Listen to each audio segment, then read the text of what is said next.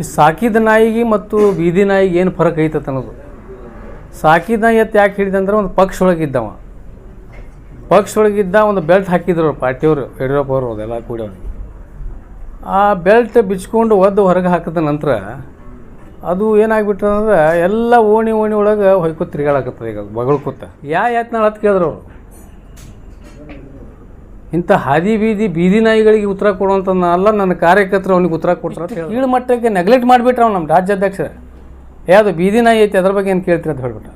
ಯಾರು ಏನು ಮತ್ತೊಬ್ರು ಯಾರು ಒಳ್ಳೆ ನಾಯಕರ ಬಗ್ಗೆ ಕೇಳ್ತಾ ಏನೂ ವಿಷಯ ಗೊತ್ತಿಲ್ಲ, ಏನು ಇದು ಗೊತ್ತಿಲ್ಲ, ಮತ್ತು ಬಾಯಿಗೆ ಬಂದು ಏನು ಹೇಳ್ಬಿಡ್ತಾನಲ್ಲ ಅಂತಂದ್ರು. ನಾವೊಂದೇ ಇಲ್ಲ, ಅವ್ನು ಮೊದಲೇ ಅವ್ನು ಸ್ಕ್ರೂ ಲೂಸ್ ಆಗ್ಯಾವ, ಅದ್ರಾಗ ಹೊರಗೆ ಹಾಕ್ಯಾರ ಪಾರ್ಟಿನ ಮತ್ತೊಂದು ಸಲ ಹುಚ್ಚಿಸ್ರು ಮಾಡ್ಲಕತ್ತಾನ. ಭಾಳ ಯಾರು ಹೆಚ್ಚು ಪ್ರಚಾರದಲ್ಲಿ ಜನಪ್ರಿಯ ಆಗಿ ಇಡೀ ನಾಡಿನಲ್ಲಿ ಯಾರು ಭಾಳ ಪ್ರಸಿದ್ಧವಾದಂಥ ಸಂಘಟನೆ ಆಗಲಿ ಯಾವ ನಾಯಕ ಭಾಳ ಬೆಳ್ಳಕತ್ತಾನಂದಾಗ ಅವ್ನು ಟ್ರೆಂಡೊಳಗಿದ್ದರೆ ಅವ್ನಿಗೆ ಒಟ್ಟು ಟೀಕೆ ಮಾಡಿ ತಾವು ಹೈಲೈಟ್ ಆಗೋದು ನೆಗೆಟಿವ್. ಏನಾರ ಕರ್ನಾಟಕ ರಕ್ಷಣಾ ವೇದಿಕೆಯಿಂದ ಎಚ್ಚರಿಕೆ ಕೊಡ್ತೀನಿ, ತಾವು ಏನದ ನೀ ಮತ್ತೊಮ್ಮೆ ಏನಾದರೂ ಇಂಥ ಆಜಲ್ಲ ಇಂಥ ಚಿಲ್ಲರ್ ಏನರೇ ಮಾತಾಡಿದೆ ಅಂದ್ರೆ ನಿನಗೆ ತಕ್ಕ ನಾವು ನಮ್ಮ ಕಾರ್ಯಕರ್ತರಿಂದ ನಿನಗೆ ತಕ್ಕ ಪಾಠ ಕಲಿಸ್ಬೇಕಾಗ್ತದೆ ಹೇಳಿ ಈ ಸಂದರ್ಭದಲ್ಲಿ ಎಚ್ಚರಿಕೆ ನೀಡ್ತಾ ಇದ್ದೀನಿ.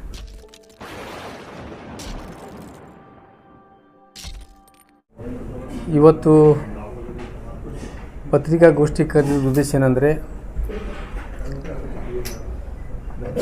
ನಿನ್ನೆ ಕರ್ನಾಟಕ ರಕ್ಷಣಾ ವೇದಿಕೆ ಬಗ್ಗೆ ಯತ್ನಾಳ್ ಅವರು ಲಘುವಾಗಿ ಟೀಕಿಸೋದಕ್ಕಾಗಿ ಅವರಿಗೆ ಒಂದು ತಕ್ಕ ಉತ್ತರ ನೀಡಲಿಕ್ಕೆ ಈ ಪತ್ರಿಕಾಗೋಷ್ಠಿ ಕರೆದಿದ್ದಾಗಿದೆ. ನಾವು ಒಂದು 6-7 ತಿಂಗಳಿಂದ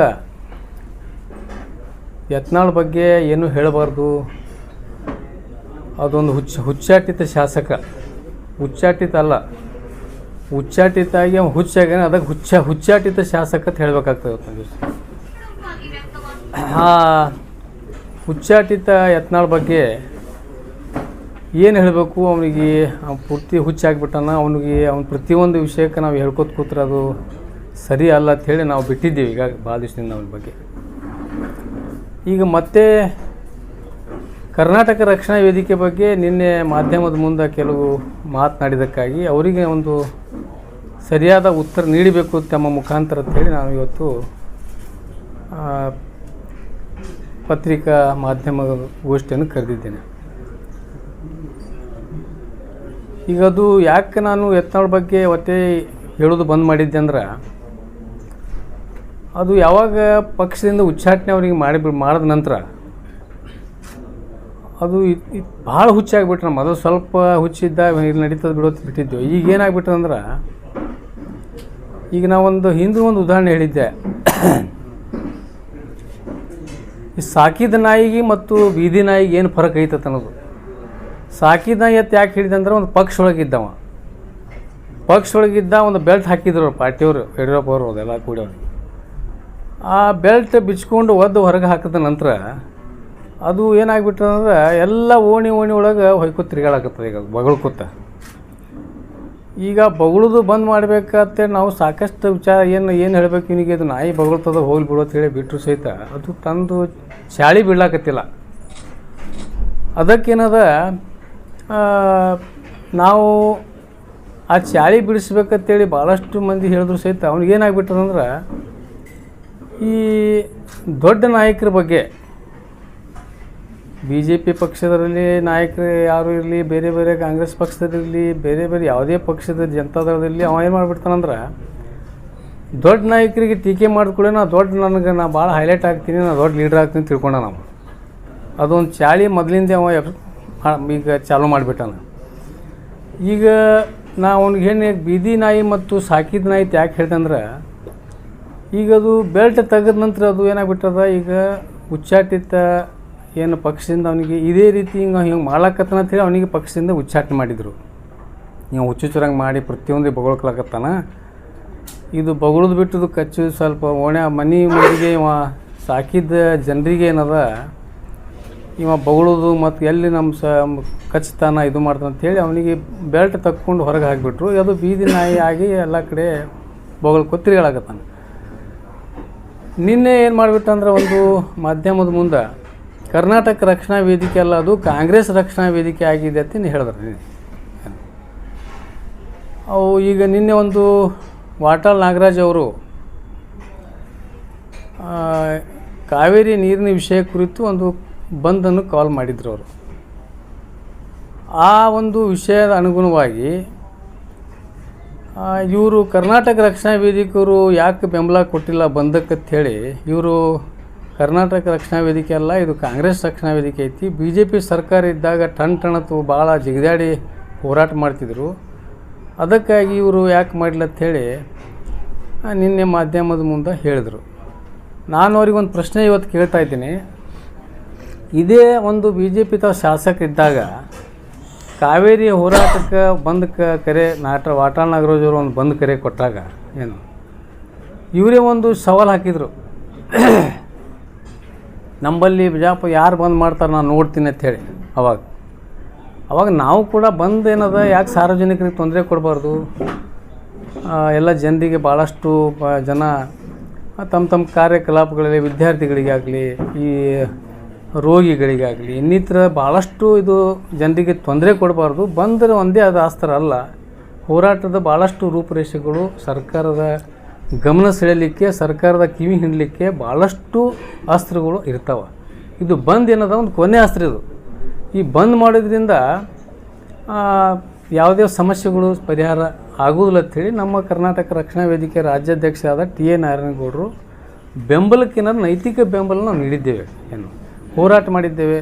ಇದು ಕಾವೇರಿ ಇಶ್ಯೂ ಸಲುವಾಗಿ ಮೊಟ್ಟ ಮೊದಲು ಫ್ರೀಡಮ್ ಪಾರ್ಕ್ನಲ್ಲಿ ಮೊನ್ನೆ ದೊಡ್ಡ ಒಂದು ಇದು ಮಾಡಿ ಅಲ್ಲಿ ಸರ್ಕಾರ ಗಮನ ಸೆಳೆಯುವಂಥ ಕೆಲಸ ಮಾಡಿದ್ದಾರೆ. ಮುಖ್ಯಮಂತ್ರಿಗೆ ಹೋಗಿ ನಿಯೋಗ ಭೇಟಿಯಾಗಿ ಹೇಳಿದ್ದಾರೆ. ಮತ್ತು ಒಂದು ಉದಾಹರಣೆ ಹೇಳಬೇಕಾದ್ರೆ ದಿಲ್ಲಿಯಲ್ಲಿ ಹೋಗಿ ಜಂತರ್ ಮಂತರದಲ್ಲಿ ನಾವು ನಮ್ಮ ಕಾರ್ಯಕ್ರಮ ನಾವು ಕೂಡ ಹೋಗಿದ್ದೆ. ಅವಾಗ ಹೋದ ಸಲ ಅಲ್ಲಿ ಕಾವೇರಿ ವಿಷಯ ಸಲುವಾಗಿ ನಾವು ಪ್ರಹ್ಲಾದ್ ಜೋಶಿ ಅವರಿಗೆ ಕರ್ಕೊಂಡು ಅಲ್ಲಿ ನೀರಾವರಿ ಮಂತ್ರಿಗೆ ಭೇಟಾದಂಥ ವಿಷಯಗಳು ಸಾಕಷ್ಟು ಅವನಿಗೇನು ಯಾವ ಕಾಣೋದಿಲ್ಲ ಯತ್ನಾಳ್. ಅದಕ್ಕೆ ಇವತ್ತು ಚಾಲೆಂಜ್ ಮಾಡಿದ್ರು ಬಿಜಾಪುರ ಒಳಗೆ. ಅವಾಗ ಯಾರು ಮಾಡ್ತಾರೆ, ಬಂದ್ ಯಾಕೆ ಮಾಡ್ತೀರಿ, ಬಂದ್ ಮಾಡಬಾರ್ದು ಅಂಥೇಳಿ ಒಂದು ದಿವಸ ನಾವೇನು ಸವಾಲು ಸ್ವೀಕಾರ ಮಾಡಿದ ನಂತರ ಇಡೀ ಮಾರ್ಕೆಟಲ್ಲಿ ಆ ರಘು ಅಣ್ಣಿಯವ್ರಿಗೆ ಅವಾಗ ಅವ್ರು ಭಾಳ ಅಗದಿ ಬಲಗೈ ಬಂಟಿದ್ದಾವ. ಈಗೇನದ ಏನಾಗ್ಯದ ನಿಮ್ಗೆ ಗುರ್ತದೆ ಎಲ್ಲರಿಗೆ. ರಘು ಅಣ್ಣಿಗೇರಿ ಕರ್ಕೊಂಡು ಅವ್ರು ಕೆಲವು ಚೇಲಾಗಳು ಹಿಡ್ಕೊಂಡು ಇಡೀ ಮಾರ್ಕೆಟ್ ತುಂಬ ಗುಲಾಬಿ ಹೂವು ಹಂಚ್ಲಾಕತ್ರು.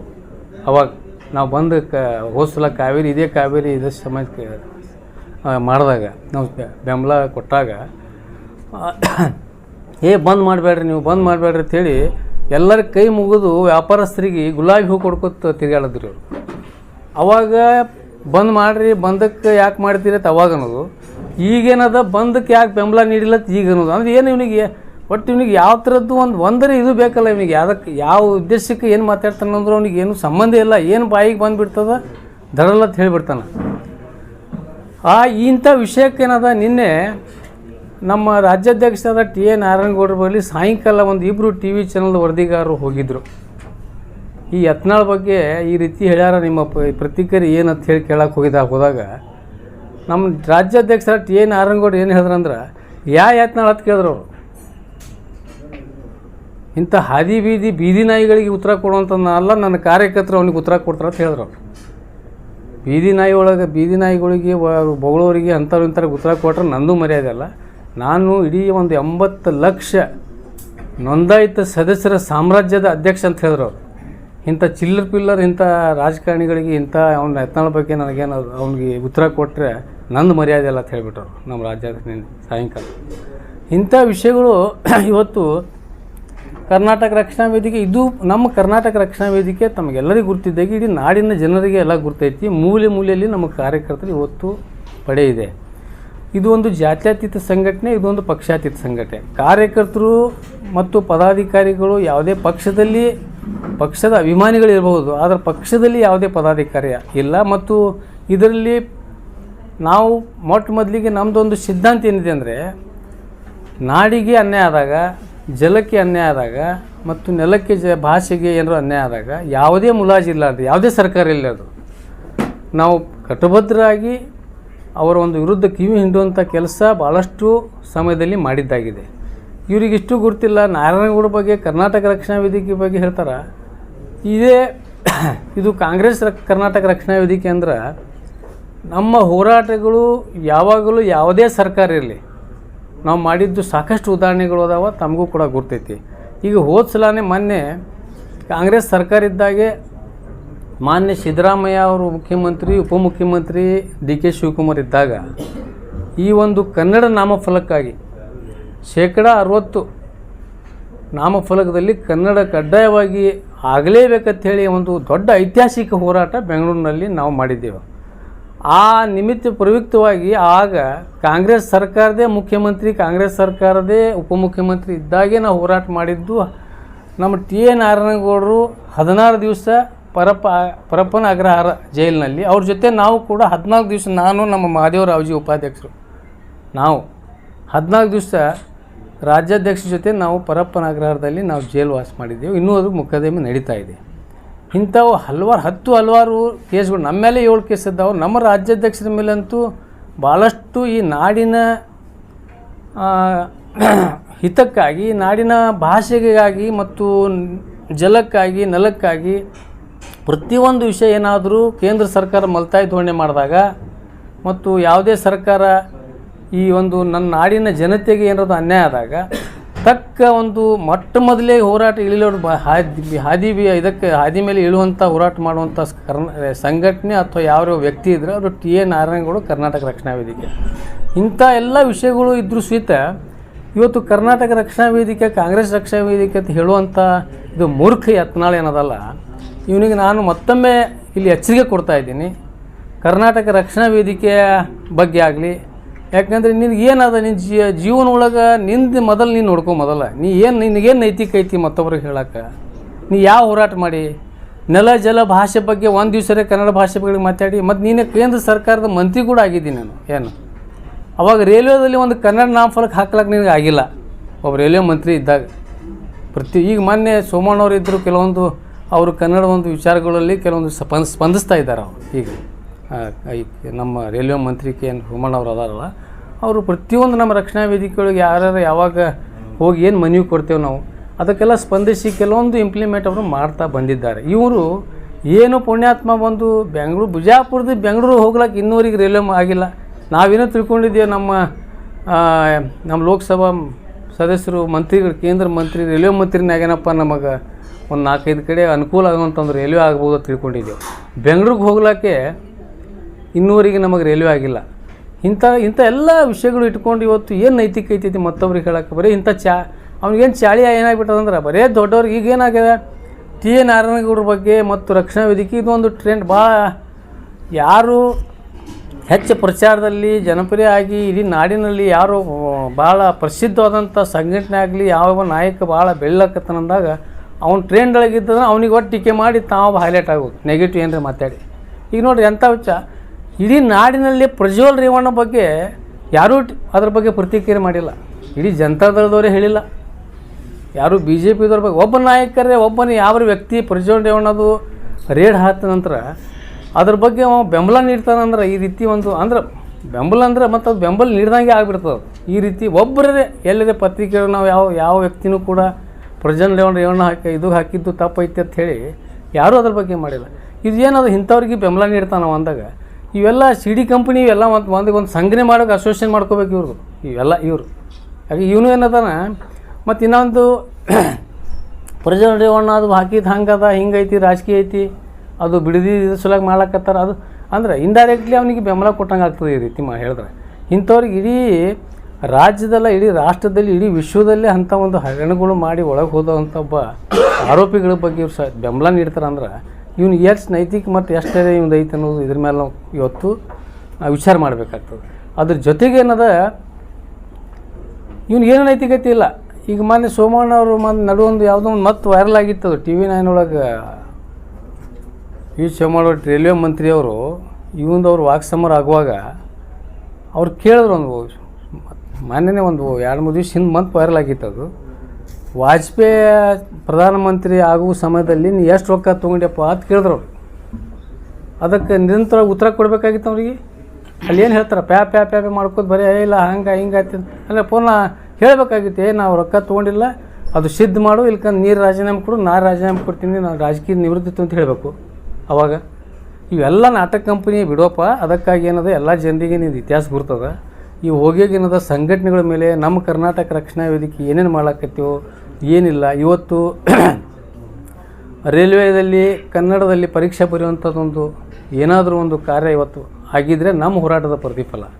ಕರ್ನಾಟಕ ರಕ್ಷಣಾ ವೇದಿಕೆ ನಾರಾಯಣಗೌಡರ ನೇತೃತ್ವದಲ್ಲಿ ಏನು ಹೋರಾಟ ಮಾಡಿದ್ವಿ ಅದರ ಪ್ರತಿಫಲದಿಂದ ಇವತ್ತು ರೈಲ್ವೆ ಪರೀಕ್ಷೆಯಲ್ಲಿ ಏನು ಹಿಂದಿ ಇಂಗ್ಲೀಷ್ ಪರೀಕ್ಷೆ ಏನಿತ್ತು ಅದು ಏನದ ಕನ್ನಡದಲ್ಲಿ ಮಾಡುವಂಥದ್ದು ಏನಾದರೂ ಕೆಲಸ ಇವತ್ತು ಆಗಿದ್ದರೆ ಅದು ನಮ್ಮ ಹೋರಾಟದ ಪ್ರತಿಫಲ. ಅದರ ಜೊತೆಗೆ ಇವತ್ತು ಎಷ್ಟೆಷ್ಟು ಸಲ ಹೋರಾಟಗಳು ಕರ್ನಾಟಕದಲ್ಲಿ ಆಗ್ಯಾವ, ಯಾವ್ಯಾವ ಸಂದರ್ಭದಲ್ಲಿ ಜೈಲು ಹೋಗ್ಯಾರ ಅಂದ್ರೆ ಕಾಂಗ್ರೆಸ್ ಸರ್ಕಾರ ಇದ್ದಾಗೆ ನಮ್ಮ ಕರ್ನಾಟಕ ರಕ್ಷಣಾ ವೇದಿಕೆ ರಾಜ್ಯಾಧ್ಯಕ್ಷರು ನಾವು ಕಾರ್ಯಕರ್ತರು ಇವತ್ತು ಜೈಲಿಗೆ ಹೋಗಿದ್ದ ವಿಷಯ ಅದಾವ. ಬೇರೆ ಪಕ್ಷದ ಇದ್ದಾಗ ನಾವು ಎಂದೂ ಜೈಲಿಗೆ ಹೋಗಿಲ್ಲ. ಬೇರೆ ಸರ್ಕಾರ ಇದ್ದಾಗ ನಾವು ಜೈಲಿಗೆ ಹೋಗಿದ್ದೇ ಕಾಂಗ್ರೆಸ್ ಸರ್ಕಾರ ಇದ್ದಾಗೆ ಎಲ್ಲರೂ ಜೈಲಿಗೆ ಹೋಗಿದ್ದೆವು. SM ಕೃಷ್ಣ ಇದ್ದಾಗ 2.5 ತಿಂಗಳೇನದ ಇದೇ ಕಾವೇರಿ ಇಶ್ಯೂ ಒಳಗೆ ನಮ್ಮ ನಾರಾಯಣಗೌಡರು ಪರಪ್ಪನಗರದಲ್ಲಿ ಅವರ ಮೊದಲೇ ಮಗು ಏನದ ಅವ್ರು ಹುಟ್ಟುವಂಥ ಸಂದರ್ಭದಲ್ಲಿ ಕೂಡ ಅವ್ರು ಜೈಲೊಳಗಿದ್ದರು. ಅಂಥ ಒಂದು ಖುಷಿ ಪಡುವಂಥ ಸಂದರ್ಭದಲ್ಲಿ ಕೂಡ ಇವರು ನಾಡ ನುಡಿಗಾಗಿ ಮತ್ತು ಜಲಕ್ಕಾಗಿ ಈ ನಾಡಿನ ನನ್ನ ಮಗು ಭಾಳ ಮಹತ್ವ ಅಲ್ಲ, ನನ್ನ ನಾಡಿನ ಜನ ಭಾಳ ಮಹತ್ವ ಅಂಥೇಳಿ ಅವರು ಜೈಲಿಗೆ ಒಂದು 2.5 ತಿಂಗಳು ಇಂಥ 37 70 ಕೇಸ್ ನಮ್ಮ ರಾಜ್ಯಾಧ್ಯಕ್ಷ ಟಿ ಎ ನಾರಾಯಣಗೌಡ ಮಾಡಿದ. ಇದು ಯಾವುದಕ್ಕಂದ್ರೆ ಇದು ಯಾವುದೇ ಒಂದು ಕ್ರಿಮಿನಲ್ ಮಾಡಿ ಅಥವಾ ಏನಾದರೂ ಈಗ ಹೋಗ್ಯಾರಲ್ಲ ಭಾಳಷ್ಟು ಜನ ಏನು ಅಂಥ ಕೇಸ್ ಅಲ್ಲ. ಇವನಂಗೆ ಪಾಜಲ್ ಮಾತಾಡಿ ಏನೇ ಕೇಸ್ ಹಾಕೋತಾನಲ್ಲ, ಕೇಸ್ ಹಾಕೊಳ್ಳೋದು, ಅಲ್ಲಿ ವಕೀಲರಿಗೆ ಅಲ್ಲಿ ರೊಕ್ಕ ಕೊಡೋದು, ಹೋಗಿ ಅಲ್ಲಿ ಮತ್ತೊಂದು ಸ್ವಲ್ಪ ಸ್ಟೇಜ್ ತೊಗೊಳೋದು, ಮತ್ತು ಇಲ್ಲಿ ಬಂದು ಪಾಜಲ್ ಮಾಡೋದು ಮಾತಾಡೋದು. ಇವನಂಗೆ ಏನದ ಇಲ್ಲಿ ಹೆಣ್ಮಕ್ಳ ಮೇಲೆ ಗುಲಾಲ ಹಾರಿಸಿ ಕೋಲ್ಹಾಪುರ್ಗೆ ಓಡಿ ಹೋಗುವಂಥದ್ದು ನಾವು ಎಂದೂ ಹೋರಾಟಗಾರರು ಎಂದೂ ಕೇಸ್ ಆ ರೀತಿ ಅಂಥವು ಕೇಸ್ ಹಾಕ್ಕೊಂಡಿಲ್ಲ. ಕೋಲ್ಹಾಪುರ ಜೈಲದಿಂದ ಇವರು SP ಅವರು ಒದ್ದು ತೊಗೊಂಡ್ಬಂದರು ಲಾಜ್ ಒಳಗೆ ಹೋಗಿ ಹೊಡ್ಕೊಂಡಿದ್ದೇವೆ. ಅವಾಗ ಗಾಂಧಿ ಚೌಕ್ ಒಳಗೆ ಹೆಣ್ಮಕ್ಳ ಮೇಲೆ ಗುಲಾಲ್ ಹಾರಿಸಿದ್ದ ಇವ ಮೋದಿಯವರು ಪ್ರಧಾನಿ ವಿಜಯೋತ್ಸವ ಆ ಸಂದರ್ಭದಲ್ಲಿ ಆ ಹೆಣ್ಮಕ್ಳು ಗುಲಾಲ್ ಮುಂದೆ ಸ್ವಲ್ಪ ಅಲ್ಲಿ ಘರ್ಷಣೆ ಆಯಿತು. ಘರ್ಷಣೆ ಆದಕ್ಕೆ ಮುಂದೆ ಸ್ವಲ್ಪ ಕೋಮುಗಲಭೆ ಆಗುವಂಥ ಸಂದರ್ಭ ಇದು ಆಗೋಣ ಪೊಲೀಸರು ಲಾಠಿ ಚಾರ್ಜ್ ಮಾಡೋದು, ಅಲ್ಲಿ ಆ ಕಡೆ ಕೆಲವೊಬ್ರಿಗೆ ಈ ಕಡೆ ಕೆಲವೊಬ್ರಿಗೆ ಒಳಗೆ ಹಾಕಿದ್ರು.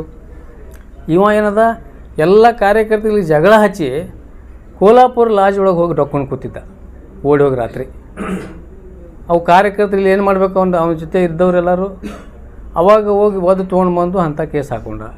ಇಲ್ಲಿ ಏನದ ಪಾಜಲ್ಲಿ ಯಾವುದಾರ ಏನರೇ ಮಾತಾಡೋದು ಬರೀ ಸಾಬ್ರು ಪಾಕಿಸ್ತಾನ ಇದು ಬಿಟ್ಟರೆ ಅವನಿಗೆ ಏನೂ ಬರೋದಿಲ್ಲ. ಬೇರೆ ಏನರ ಒಂದು ದಿವಸ ನಾಡಿನ ಬಗ್ಗೆ, ನಾಡಿನ ಕನ್ನಡ ಭಾಷೆ ಬಗ್ಗೆ, ಜಲದ ಬಗ್ಗೆ, ನೆಲದ ಬಗ್ಗೆ ಯಾವುದ್ರು ಈ ಮಹಾರಾಷ್ಟ್ರದ MS ದವ್ರ ಬಗ್ಗೆ ಏನಾರ ಒಂದು ದಿವಸ ಬೆಳಗಾವಿ ಒಳಗೆ ಏನಾರ ಮಾತಾಡ ನೀವು ಅಲ್ಲಿ ಏನು ಯಾವ MS ದವರು ಕರಾಳ ದಿನ ಆಚರಿಸ್ತಾರೆ ನವಂಬರ್ 1 ದಿವಸ ಇಲ್ಲಿ ಬೆಳಗಾವಿ ಒಳಗೆ ಅಲ್ಲಿ ಸಾಕಷ್ಟು ನಮ್ಮ ಕನ್ನಡಿಗರ ಬಗ್ಗೆ ಅವಮಾನ ಮಾಡ್ತಾರೆ. ಅವು ಇಂಥವು ಎಲ್ಲ ವಿಚಾರಗಳ ಬಗ್ಗೆ ಒಂದು ದಿವಸ ಒಂದು ಶಬ್ದರೇ ಇವ ನಮ್ಮ ಕನ್ನಡಿಗರ ಬಗ್ಗೆ, ಕನ್ನಡ ಭಾಷೆ ಬಗ್ಗೆ, ಕನ್ನಡದ ನೆಲ ಜಲದ ಬಗ್ಗೆ ಏನಾದರೂ ಹೋರಾಟ ಮಾಡ್ಯಾನ, ಏನು ಹೇಳ್ಯಾನ ಏನು ದಿವಸರೇ ಇವನಿಗೆ ಏನು ನೈತಿಕತೆ ಇಲ್ಲಿ ನಮ್ಮ ರಕ್ಷಣಾ ವೇದಿಕೆ ಬಗ್ಗೆ ಇವನಿಗೆ ಟೀಕೆ ಮಾಡಲಿಕ್ಕೆ. ಅದಕ್ಕಾಗಿ ಇವತ್ತು ಅದೇ ನಮ್ಮ ನಾರಾಯಣಗೌಡರು ಏನು ಹೇಳಿದ್ರು ನಿನ್ನೆ TV ಚಾನಲ್ನಿಂದ, ಅಂಥ ಬೀದಿ ನಾಯಿ ಬಗ್ಗೆ ನಾನು ಉತ್ತರ ಕೊಡೋದಿಲ್ಲ, ನಮ್ಮ ಕಾರ್ಯಕರ್ತರು ಅದ್ರ ಬಗ್ಗೆ ತಕ್ಕ ಉತ್ತರ ಕೊಡ್ತಾರೆ. ಅಂಥ ಸಂದರ್ಭ ಬಂದಾಗ ಅವ್ರು ನಮ್ಮ ಕರಿವೆ ಕಾರ್ಯಕರ್ತರು ಇದ್ದಾರೆ ಎಲ್ಲ ಕಡೆ ರಾಜ್ಯ ತುಂಬ. ಅಂಥ ಇವನಿಗೇನದ ಇಂಥವೆಲ್ಲ ಸಣ್ಣ ಪುಟ್ಟ ಏನದ ಬೀದಿ ನಾಯಿಗಳಿಗೆ ಉತ್ತರ ಕೊಡೋದು ನಂದು ಯೋಗ್ಯತೆ ಅಲ್ಲ ಅಂಥೇಳಿ ಅವರು ಇಂಥ ವ್ಯಕ್ತಿಗೆ ನಿರ್ಲಕ್ಷ್ಯ ಮಾಡಿಬಿಟ್ರು ನಿನ್ನೆ. ಈಗಾಗ ನಮಗೂ ಸ್ವಲ್ಪ ನಾಚಿಕೆ ಬರಲಾಗ್ತದೆ. ಏನಪ್ಪ ನಮ್ಮ ರಾಜ್ಯಾಧ್ಯಕ್ಷರು ನಮ್ಮ ನಗರ ಶಾಸಕಿದ್ದಪ್ಪ ಅವ್ನಿಗಿಷ್ಟು ಕೀಳು ಮಟ್ಟದಿಂದ ನೆಗ್ಲೆಕ್ಟ್ ಮಾಡಿಬಿಟ್ಟಲ್ಲ. ನಮಗೆ ಒಂದು ಸ್ವಲ್ಪ ಮನಸ್ಸಿಗೆ ಇದು ಅನ್ನಿಸ್ತದೆ ಇವನು ಹೇಳಿದಕ್ಕೆ ಆ ರೀತಿ ಹಿಂಗೆ ಆಗೋದಕ್ಕೆ. ಅಂದ್ರೆ ಈಗ ನಮಗೂ ಏನದ ಏನೇ ಇರಲಿ ಬಿಜಾಪುರ ಶಾಸಕ ಅಂದ್ರೆ ನಮ್ಮ ಶಾಸಕ. ಈಗ ಅವ್ನಿಗೆ ಏನ್ರಿ ಯಾರು ಅಂದ್ರೆ ನಮಗೂ ಸ್ವಲ್ಪ ಇದು ಆಗ್ತದೆ. ನಮ್ಮ ಬಿಜಾಪುರ ನಗರಕ್ಕೆ ಜನರಿಗೆ ಅಂದಂಗೆ ಇಷ್ಟು ಕೀಳು ಮಟ್ಟಕ್ಕೆ ನೆಗ್ಲೆಕ್ಟ್ ಮಾಡಿಬಿಟ್ರೆ ಅವ್ನು ನಮ್ಮ ರಾಜ್ಯಾಧ್ಯಕ್ಷರು ಯಾವುದು ಬೀದಿ ನಾಯಿ ಐತಿ ಅದ್ರ ಬಗ್ಗೆ ಏನು ಕೇಳ್ತೀರಿ ಅಂತ ಹೇಳ್ಬಿಟ್ರು. ಯಾರು ಏನು ಮತ್ತೊಬ್ರು ಯಾರು ಒಳ್ಳೆ ನಾಯಕರ ಬಗ್ಗೆ ಕೇಳ್ರಿ ಅಂತ ಹೇಳ್ಬಿಟ್ರು ಅವ್ರು ನಿನ್ನೆ. ಈ ರೀತಿ ಶಬ್ದ ಬರ್ಲಾಕತ್ತವಂದ್ರೆ ಇದು ಭಾಳ ನಾಚಿಗೇಡು ಸಂಗತಿ. ಅದಕ್ಕಾಗಿ ಯತ್ನಾಳಗೆ ಮತ್ತೊಮ್ಮೆ ನಾನು ಇವತ್ತು ತಮ್ಮ ಮಾಧ್ಯಮದ ಮುಖಾಂತರ ಎಚ್ಚರಿಕೆನೂ ಕೊಡ್ತೀನಿ. ಯಾವುದೇ ಒಂದು ಸಂಘಟನೆ ಬಗ್ಗೆ ಇದು ನಾನು ಈಗಾಗಲೇ ಹೇಳಿದ ಹಾಗೆ ಟಿ ಎ ನಾರಾಯಣಗೌಡದು 80 ಲಕ್ಷ ನೋಂದಾಯಿತ ಸದಸ್ಯರು ಇರುವಂಥ ಒಂದು ದೊಡ್ಡ ಸಾಮ್ರಾಜ್ಯ ಇರುತ್ತೆ. ಏಕೈಕ ಸಂಘಟನೆ ಕರ್ನಾಟಕ ರಕ್ಷಣಾ ವೇದಿಕೆ ನಾರಾಯಣಗೌಡ ನೇತೃತ್ವದಲ್ಲಿ ಐತಿ. ಇದು ಪ್ರತಿಯೊಂದು ಸಂದರ್ಭದಲ್ಲಿ ಏನೇ ನಾಡಿಗೆ ಅನ್ಯಾಯ ಆದಾಗ, ನಾಡಿನ ಯುವಕರಿಗೆ ಉದ್ಯೋಗ ವಿಷಯದಲ್ಲಿ ಆಗಲಿ ಅಥವಾ ಇನ್ನಿತರ ಪ್ರತಿಯೊಂದು ಭಾಷೆಯ ವಿಷಯದಲ್ಲಿ ಆಗಲಿ, ಜಲದ ವಿಷಯ ಆಗಲಿ, ನೆಲದ ವಿಷಯಗಳು ಬಂದಾಗ ಮೊದಲಿಗೆ ಸರ್ಕಾರಕ್ಕೆ ಕಿವಿ ಹಿಂಡುವಂಥ ಕೆಲಸ ಮಾಡೋದೇ ನಾರಾಯಣಗೌಡರು. ಅದಕ್ಕಾಗಿ ಇವತ್ತು ಮತ್ತೊಮ್ಮೆ ಈ ಹೇತನಾಳಗೆ ನಾ ಏನು ಹೇಳೋದಂದ್ರೆ, ನೀವು ಸ್ವಲ್ಪ ಎಲ್ಲ ಕಡೆ ಹೆತ್ಕೋತ ತಿರುಗಾಡೋದು ಬಂದ್ ಮಾಡು, ಇದು ಸರಿಯಲ್ಲ. ಯಾಕಂದ್ರೆ ಇದು ನಮ್ಮದು ಮರ್ಯಾದೆ ಹೊಂಟದ. ನೀ ಏನು ಹೇಳ್ತೀವಿ ಮರ ಬಿಜಾಪುರ ಶಾಸಕ ಹಿಂಗದ, ಯಾಕೆ ನಾವೆಲ್ಲ ಜಿಲ್ಲಾಧ್ಯಕ್ಷರು ಫೋನ್ ಹಚ್ಚಿರ ಕೆಲವರಲ್ಲಿ, ಏನು ರೀ ಅವ ಬಿಜಾಪುರ್ಗೆ ಹ್ಯಾಂಗಾರೆ ಆರಿಸ್ತಿರ್ತಾರೆ ಅವನಿಗೆ ದಡ್ಡ ನನ್ನ ಮಗನಿಗೆ ತಂದರು. ಅವರು ಹ್ಯಾಂಗಾರೆ ತರ್ತಾರೆ ಅವ್ನಿಗೆ ಇಂಥ ದಡ್ಡ ಏನೂ ವಿಷಯ ಗೊತ್ತಿಲ್ಲ, ಏನು ಇದು ಗೊತ್ತಿಲ್ಲ, ಮತ್ತು ಬಾಯಿಗೆ ಬಂದು ಏನು ಹೇಳ್ಬಿಡ್ತಾನಲ್ಲ ಅಂತಂದರು. ನಾವೊಂದೇ ಇಲ್ಲ, ಅವ್ನು ಮೊದಲೇ ಅವ್ನು ಸ್ಕ್ರೂ ಲೂಸ್ ಆಗ್ಯಾವ, ಅದ್ರಾಗ ಹೊರಗೆ ಹಾಕ್ಯಾರ ಪಾರ್ಟಿನ ಮತ್ತೊಂದು ಸಲ ಹುಚ್ಚುಸ್ರಿ ಮಾಡ್ಲಕತ್ತಾನ. ಅವ್ನಿಗೇನೂ ಇಲ್ಲ ಭಾಳ. ಅದ್ರಾಗ ಏನಾಗ್ಬಿಟ್ಟದ, ಮಾಧ್ಯಮದವ್ರಿಗೆ ಮತ್ತು ನಾಯಕರು ಎಂಟರ್ಟೈನ್ಮೆಂಟ್ ಗಿರಾಕಿ ಆಗಿಬಿಟ್ಟದ. ಅದಕ್ಕೆ ನಾ ಏನು ಮಾಡಿದ್ದೆ, ಇದು ಎಂಟರ್ಟೈನ್ಮೆಂಟ್ ಗಿರಾಕಿ ಐತಿ, ಇವನ ಬಗ್ಗೆ ಏನೂ ಹೇಳಬಾರ್ದು ಅಂತೇಳಿ ಬಿಟ್ಟಿದ್ದೆ ನಾ. ಇವತ್ತು ಸಂಘಟನೆ ಬಗ್ಗೆ ಟೀಕೆ ಮಾಡಿದ್ರಿಂದ ಅನಿವಾರ್ಯವಾಗಿ ಹೇಳಬೇಕಾಗ್ಯದ. ನಾವು ಏನದ ಬೆಂಬಲ, ನೈತಿಕ ಬೆಂಬಲ ಕೊಟ್ಟೆವು ಮೊದಲಿಗೆ. ಅದ್ರಾಗ ಏನಾಗ್ಬಿಡ್ತದೆ, ವಾಟಾಳ್ ನಾಗರಾಜು ಒಂದು ಏನದ, ಅವ್ರು ಒಳ್ಳೆಯವರು, ಹಿರಿಯ ಹೋರಾಟಗಾರರು, ಅವ್ರ ಬಗ್ಗೆ ನಮ್ಮದು ಅಭಿಮಾನ, ಅಪಾರ ಗೌರವ ಇದೆ ಅವ್ರ ಮೇಲೆ. ಆದರೆ ಅವ್ರದ್ದು ಒಂದೇನು ನಮ್ಮದು ಒಂದು ಇದು ಏನಂದ್ರೆ, ಅವರು ಪ್ರತಿಯೊಂದು ವಿಷಯಕ್ಕೆ ಬಂದ್ ಅಂತ ಹೇಳಿಬಿಡ್ತಾರೆ. ಬಂದ್ ಅನ್ನೋದಕ್ಕೂ ಮನೆಯಿಂದ ಹೊರಗೆ ಬರೋದಕ್ಕೆ ಪಟ್ನೆ ಪೊಲೀಸ್ ಹಿಡಿದ್ಬಿಡ್ತಾರೆ, ಕಲಾಸ ಅದು ಮುಗಿದ್ಬಿಡ್ತು ಕೆಲಸ. ಬಂದರೂ ಇಲ್ಲ, ಹೋಯ್ತು, ಎಲ್ಲನೂ ಹೋಯ್ತದು. ಅದು ತಾನೇ ಬಾಯಿಗೆ ನಿನ್ನೆ ಆ ಗಂಪ್ಲಸ್ ಪಟ್ಟಿ ಕಟ್ಕೊಂಡು ಹೊರಗೆ ಬಂದುಬಿಟ್ರೆ ಅವ್ರಿಗೆ. ಮುಂದದು ಬಂದಂದ್ರೆ ಅದಕ್ಕೊಂದು ಇದು ಬೇಕಲ್ಲ. ಬಂದಂದ್ರೆ ಕೊನೆ ಅಸ್ತ್ರ ಅದು ಸರ್ಕಾರದ್ದು. ಈಗ ನಾವು ಬಂದಕ್ಕೆ ಯಾಕೆ ನಾವು ಬೆಂಬಲ ಮಾಡೋದಿಲ್ಲ ಅಂದ್ರೆ, ಭಾಳಷ್ಟು ಈಗ ಏನಾಗ್ಬಿಡ್ತಾವೆ, ಇಡೀ ಸರ್ಕಾರಕ್ಕಾಗಲಿ ಸಾರ್ವಜನಿಕರಿಗೆ ತೊಂದರೆ ಕೊಟ್ಟು ಬಂದ್ ಮಾಡೋದ್ರಿಂದ ಇದು ಅಲ್ಲ, ಪರಿಹಾರ ಅಲ್ಲ.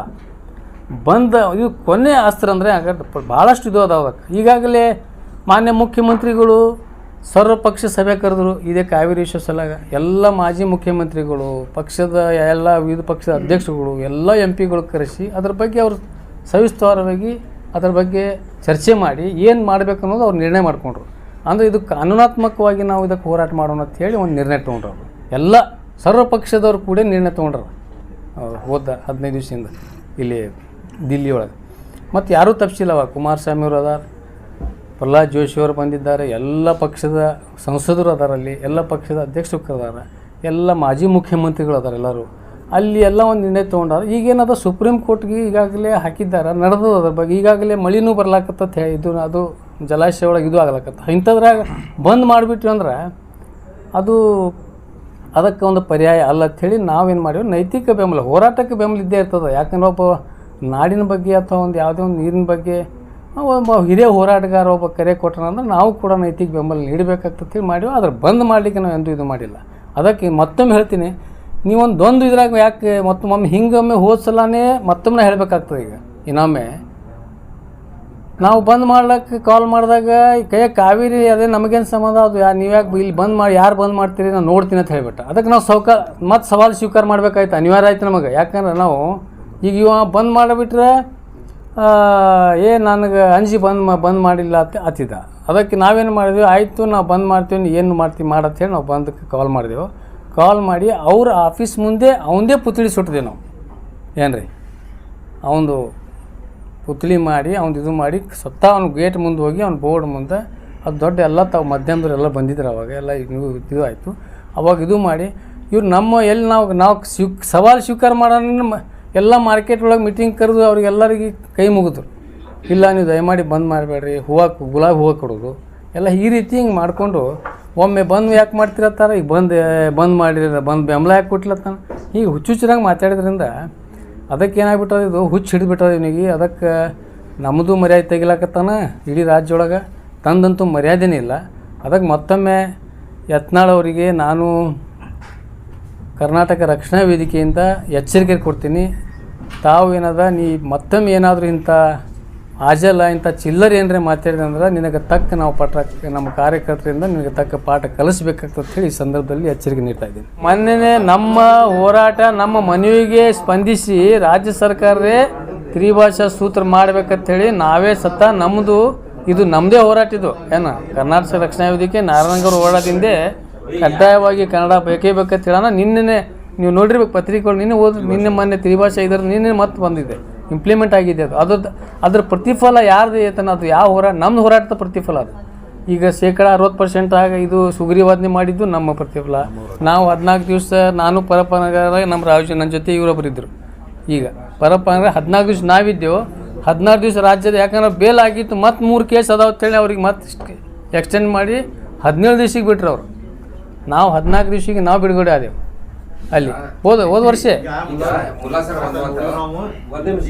ಬಿಜೆಪಿ ಅವರ ಆರೋಪ, ಯತ್ನಾಳ್ ಅವರು ಮತ್ತು ಬಿಜೆಪಿ ಅವರ ಆರೋಪ ಏನಪ್ಪಾ ಅಂದ್ರೆ, ಬಿಜೆಪಿ ಅಧಿಕಾರದಾಗಿದ್ದಾಗ ನಾರಾಯಣಗೌಡರು ಹೋರಾಟಕ್ಕೆ ಹೆಚ್ಚು, ಕಾಂಗ್ರೆಸ್ ಅಧಿಕಾರದಾಗಿದ್ದಾಗ ಇರಲ್ಲ. ಮತ್ತು ನಾ ಆಗ ಉದಾಹರಣೆ ಹೇಳಿಬಿಟ್ಟೇನೆ ಸರ್, ಅವ್ರು ನೋಡೇ ಇಲ್ಲ, ನೋಡ್ಲಾಕೆ ಹೇಳ್ತಾರಲ್ಲ. ಈಗ ನಮ್ಮಲ್ಲಿ ಸರ ಈಗ ನೋಡ್ರಿ, ನಿಮ್ಗೆ ಹೇಳ್ತೀನಿ ಕೇಳ್ರಿ, ನಮ್ಮದು ಹೋರಾಟ ಮೊನ್ನೆ 60% ನಾಮಫಲಕ ಸಲಾಗ ಪರಪ್ಪ ದೊಡ್ಡ ಐತಿಹಾಸಿಕ ಹೋರಾಟ ಬೆಂಗಳೂರೊಳಗೆ ಆಯ್ತು, ಐತಿಹಾಸಿಕ ಹೋರಾಟ. ಆ ಮಾಲ್ ಒಳಗೆ ಏನು ನಮ್ಮ ಕಾರ್ಯಕರ್ತರು DK ಶಿವಕುಮಾರ್ದೇ ಲುಲ್ಲು ಮಾಲ್ ಹೊಡೆದಿದ್ರು ನಮ್ಮ ಹುಡುಗರು, ನಮ್ಮವರೇ ಕಾರ್ಯಕರ್ತರು, ಹೆಣ್ಮಕ್ಳು ಬರೀ ಏನು ಇಂಥ ಆಸ್ತಿ ಅಲ್ಲ ಅಂದ್ರೆ, ಅಲ್ಲಿ ಬರುವಾಗ ಏನದ ಆಸ್ತಿ ಹೋರಾಟದ ಅಲ್ಲ ಅಂದ್ರೆ, ಅಂಥವು ನಾಮಫಲಕ ಸಲಾಗಿ ಹೋಗಿ ಹೋರಾಟ ಮಾಡಿ ನಾಮಫಲಕ ಅದು ಹಾಕಿಸುವಂಥದ್ದು ಕೆಲಸ ಮಾಡಿಸಿದದ. ಅದಕ್ಕೇನದ 17 ದಿವಸ ಪರಪ್ಪನ ಜೈಲಿಗೆ. ನಮಗೆ ಕಾಂಗ್ರೆಸ್ ಯಾರಿತ್ತು ಸರ್ಕಾರವಾಗ, ನಮ್ಮ ಮತ್ತು ನಾವು ಕಾಂಗ್ರೆಸ್ದವ್ರು ಇದ್ರೆ ಅವ್ರ್ಯಾಕೆ ನಮಗೆ ಒಳಗೆ ಹಾಕ್ತಿದ್ರು. जुड़े रहिएगा आपके अपने चैनल बीजापुर समय के साथ।